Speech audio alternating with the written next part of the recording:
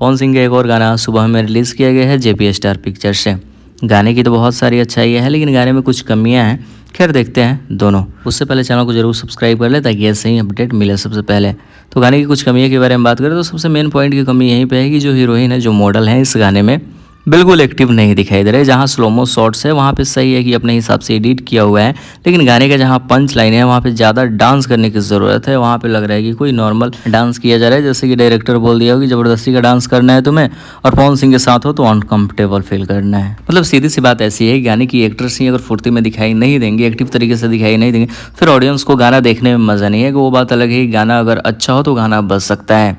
बाकी JP star pictures की तो एक अलग ही उसका लेवल चलता है कि 6 महीना पहले का गाना आज रिलीज़ करता है। 2 साल पहले एक गाना शूट हुआ था पवन सिंह के बर्थडे के दिन, अभी तक उसका कोई इन्फॉर्मेशन नहीं है कि गाना रिलीज़ होगा भी या नहीं। मतलब हमेशा से जेपी स्टार पिक्चर्स को ऐसा ही करता देखा गया है, इस वजह से इसका गाना अभी नहीं चलता है। मतलब इसका गाना नहीं चलता है। बाकी पवन सिंह की तरफ से कोई कमियाँ नहीं है, पवन सिंह ने अच्छा गाना गाया है।